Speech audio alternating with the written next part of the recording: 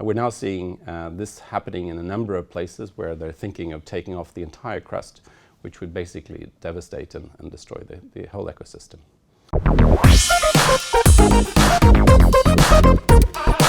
So Carl-Gustaf, mining in the sea is becoming a hot topic right now, but what type of mining are we talking about?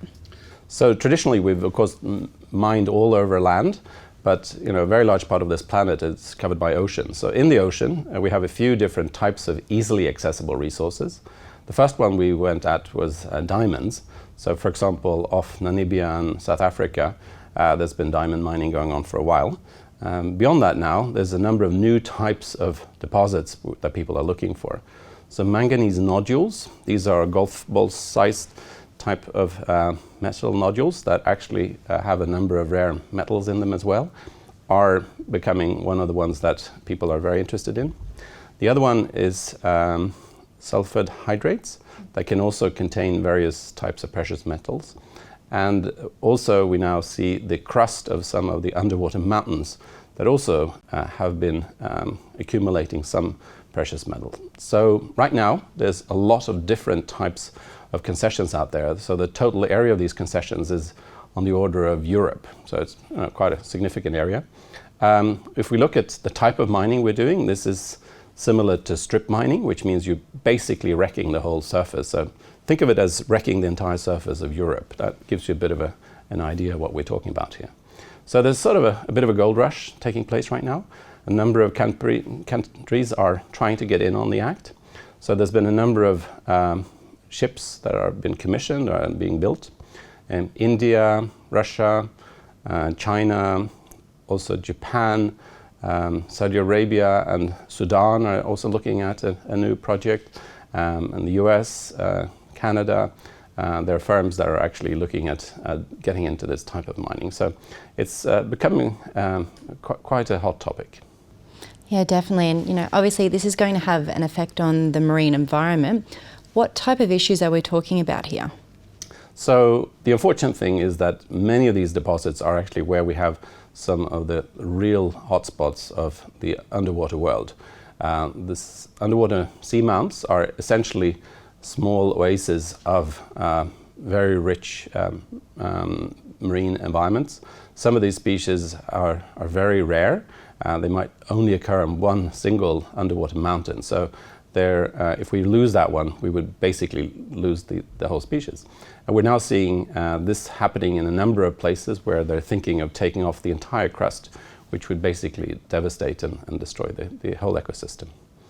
Another type of seabed mining that I didn't talk so much about is the hydrothermal vents. So this is actually hot water coming out from below in the seabed, and this builds these vent systems.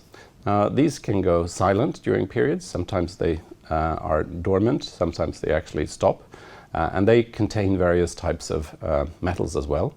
However, they're also very rich habitats for all kinds of strange things. And in terms of things that we've been using for science, restriction enzymes, these enzymes which we use to cleave up DNA, for example, are things that we can use in very extreme temperatures. So these are extremophiles. You have temperatures of more than 100 degrees around the vent opening, so very specific types of animals are in these things. Again, a very vulnerable type of habitat which could have significant impacts. And even if you look at these nodular beds, which are spread over very vast areas, I think we stand the risk that we have a lot of species we haven't found yet. So every time we look below 4,000 meters, we actually find new species that we never knew about before. So before we start doing this type of mining, we really need to get our act together, understand what it is we're damaging. Currently, the institution that's set to regulate this in the high seas in the areas beyond national jurisdiction is the International Seabed Authority. I think we have some issues with how it's being developed. In one hand, it's meant to be a regulator. On the other hand, it's also an industrial promotion body.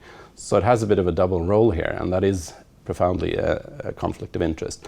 So we have a bit of an issue in terms of how it's actually issuing these licenses, the types of requirements in terms of baseline understanding, and how the whole renewal process of licenses that are taking place right now. In domestic waters, in the exclusive economic zones of a number of countries, we're also lagging behind in terms of regulatory frameworks.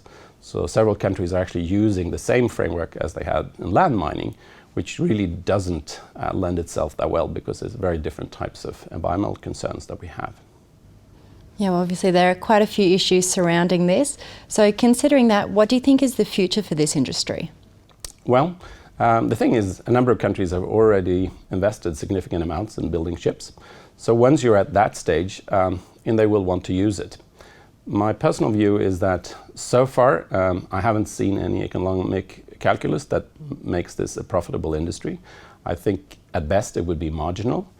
On top of that, of course, the environmental considerations are very significant. So if you actually had to do offsets, like you often do in mining on land, the biodiversity offsets of areas the size of Switzerland would be very significant. It would be prohibitive, I think, in terms of cost. So if you actually have to carry the cost of the operation, I don't see how this could ever become profitable. Now, having said that, I'm pretty sure the industry will go ahead anyway. And as you know, with Goldrushes, a lot of people get very excited. A number of countries, I think, have already decided they want to do this and are looking at ways of doing it. So it's likely that we will see some industries starting. Probably already in 2 years' time in Papua New Guinea, we'll see a first field being developed. And I think in some other Pacific countries, we will see it over the coming decade. Obviously, it will be really interesting to see how this develops. Carl-Gustaf Lundin, thank you so much for coming and chatting with us today. Thank you very much. It's always a pleasure to be back. So that's all from myself and Carl-Gustaf. Thanks for watching, and remember to click back to Dukascopy TV.